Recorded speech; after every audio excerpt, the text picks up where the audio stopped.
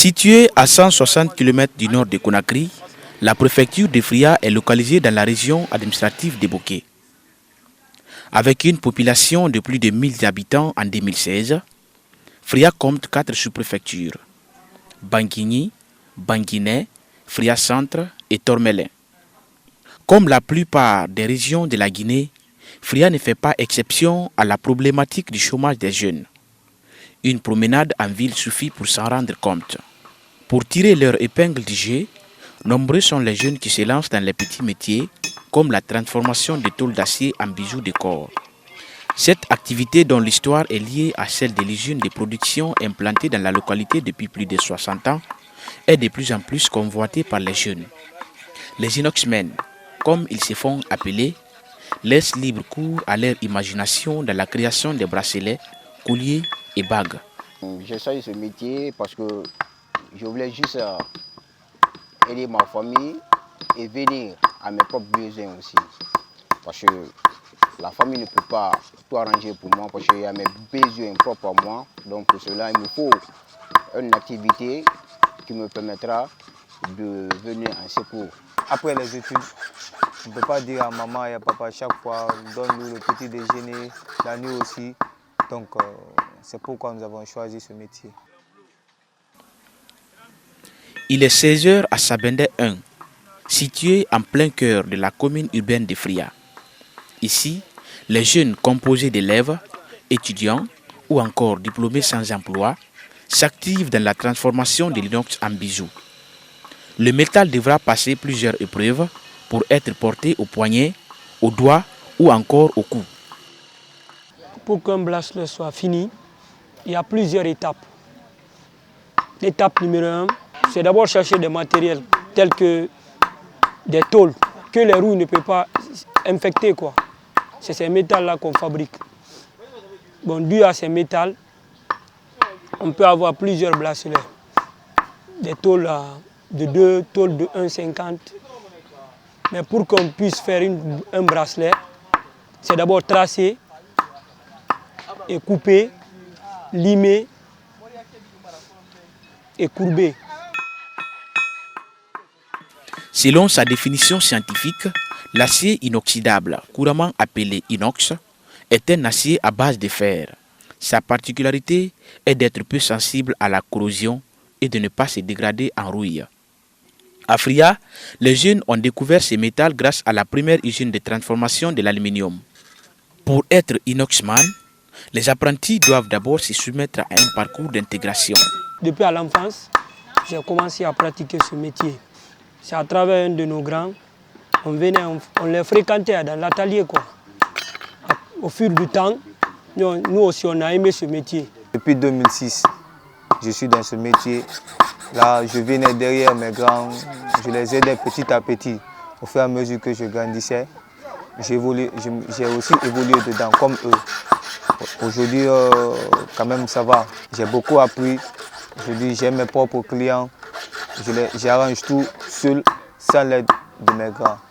Après l'étape d'initiation, les jeunes artisans s'aventurent dans la création de plusieurs formes de bijoux. Voici les types de bracelets que nous fabriquons ici. Le premier, voici qu'on appelle filigny dans filigny. Pourquoi on appelle filigny dans filigny? Parce qu'il faut le plier une fois encore, maintenant le replier encore. C'est pourquoi on le dit filigny dans filigny. Le deuxième modèle, on l'appelle peau. Pourquoi on l'appelle peau? Parce que ici, la plaque est un peu grande par rapport aux autres. Et puis ça coûte plus cher que les autres aussi. Se l'arranger, c'est encore plus difficile par rapport aux autres. Le troisième modèle, là, on l'appelle enfant gâté. C'est pour les jeunes filles. Le modèle là, on l'appelle Renault. Ça, c'est pour les garçons. Pour le faire, on travaille avec les forgerons. Ce modèle-là, il faut que d'abord les forgerons arrivent à le forger. Ils arrivent à le formuler. En venant, ça vient tout noir, comme le charbon. C'est nous qui allons le confectionner pour que ça soit clair comme ça.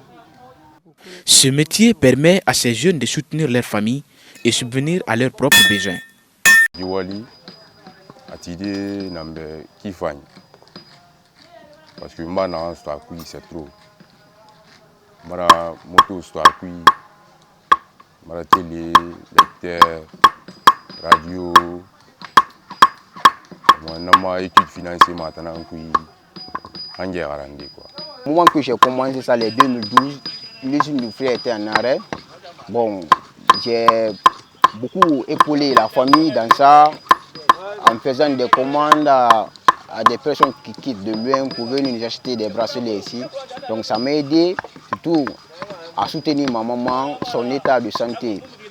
Donc ces produits, tout vient de moi, quoi. Autrefois produites en grande quantité, les tôles en acier inoxydable étaient faciles à obtenir. De nos jours, leur obtention devient de plus en plus rare suite à l'arrêt de l'usine. Pour l'avoir, les jeunes artisans sont obligés de se rendre à Conakry. À cela s'ajoute l'insuffisance des matériels de travail qui ralentit leur production. Il y a des matériels qui nous manquent, il y a certains trucs pour le faire, il faut des matériels.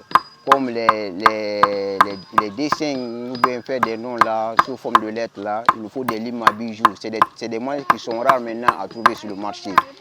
Donc c'est une difficulté. Il y a certains marteaux aussi qui nous manquent ici, parce que chaque marteau a sa spécificité.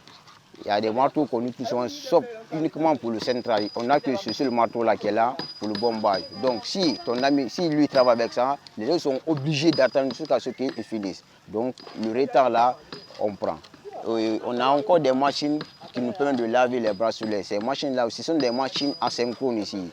Donc c'est des machines qui sont installées sur les machines à pileuses là, de riz qui se trouvent au marché. C'est des machines-là que nous prenons, comme c'est des machines triphasées, nous on les monophases pour pouvoir travailler avec. Donc ces machines-là aussi ne sont pas nombreuses. Donc ça nous ralentit aussi pour la finition de nos bracelets aussi.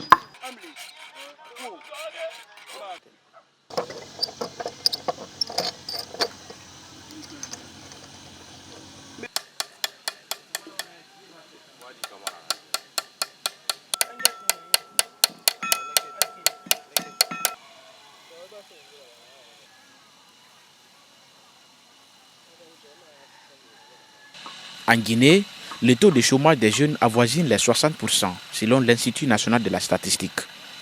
Les jeunes sont majoritairement concernés par ces phénomènes. Chaque année, les universités guinéennes déversent des milliers de diplômés sur le marché du travail. Parmi ces diplômés, rares sont ceux qui trouvent de l'emploi. Malgré les obstacles, ces jeunes de Fria parviennent à joindre les deux bouts en travaillant pour eux-mêmes. Comme le dit la maxime, à cœur vaillant, rien d'impossible.